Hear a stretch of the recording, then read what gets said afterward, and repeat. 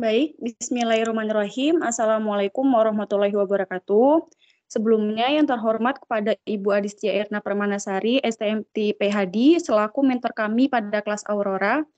Kemudian serta teman-teman kelompok kami, kelompok 5 kelas Aurora yang terdiri dari saya sendiri, ada Siti Mariam, kemudian ada Kak Nurmiani, kemudian ada Kak Khairunisa Rohma.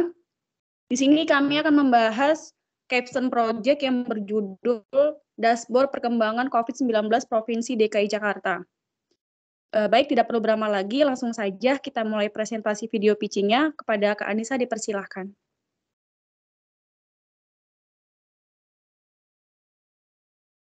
Baik, terima kasih Kak Mariam atas waktunya. Slide pertama yang kita bahas yaitu identifikasi masalah. Tingginya kasus COVID di Indonesia. Seperti yang kita tahu, COVID adalah virus yang menyerang pada sistem pernafasan. COVID-19 ini pertama kali ditemukan di kota Wuhan, Cina, dan kemudian bermigrasi dan mewabah ke seluruh dunia. Masuknya virus ini di Indonesia menyebabkan penduduk Indonesia mengalami sakit pernafasan hingga sampai berujung meninggal. Indonesia termasuk ke dalam salah satu negara dengan kasus COVID-19 terbanyak di dunia. Salah satu wilayah Indonesia yang terdampak yaitu di wilayah DKI Jakarta, di mana segala upaya pencegahan pun dilakukan dengan cara yaitu menjaga kebersihan, menggunakan masker, dan tidak melakukan aktivitas terlalu sering, serta melakukan vaksin. Nah, Jakarta ini menjadi salah satu provinsi tertinggi dengan kasus COVID dari hari ke hari. Serta DKI Jakarta ini menjadi suspensi penyebar COVID karena kasusnya tinggi. Permasalahan tersebut perlu diatasi segera agar mengurangi kasus positif COVID di Indonesia dan dapat menjadi wadah agar kita semua waspada karena COVID-19 ini sangat berbahaya.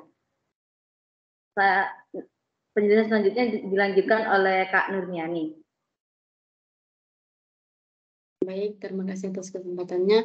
Berdasarkan identifikasi masalah tersebut, kami membuat sebuah solusi, yaitu membuat sebuah dashboard DKI Jakarta. Di sini dashboard yang telah ada dari Provinsi DKI Jakarta. Kekurangan dari dashboard ini yaitu visualisasinya masih memiliki kekurangan seperti pemilihan warna kurang tepat sehingga membedakannya sedikit lama. Visualisasi datanya juga terpisah dan tidak menampilkan data yang lebih spesifik tentang wilayah DKI Jakarta. Kemudian pada gambar ini adalah solusi yang telah kami buat. Kami membuat visualisasi data COVID-19 dengan perkembangan per kota agar datanya lebih spesifik. Kami menampilkan data yang itu kasus positif, dirawat, isolasi mandiri, sembuh, meninggal, dan presentasi dari pasien yang isolasi mandiri. Kami meyakini solusi yang kami buat efektif dan efisien karena satu, bentuk visualisasinya mudah dibaca oleh pengguna. Kedua, warna mudah dibedakan. Dan ketiga, didesain dengan kebutuhan pengguna. Selanjutnya saya serahkan kepada moderator. Baik, terima kasih kepada Kak Anissa dan Kak Nurmiani atas presentasinya. Baik, demikian presentasi dari kelompok kami, dan selanjutnya di sini saya akan menjelaskan dari kesimpulan presentasi kelompok kami, yaitu kesimpulannya adalah visualisasi data pada kasus COVID-19 wilayah Indonesia dan kota DKI Jakarta, maka dapat kami simpulkan sebagai berikut. Nah, pertama ini visualisasi data pada kasus COVID-19 di wilayah DKI Jakarta menggunakan dua chart.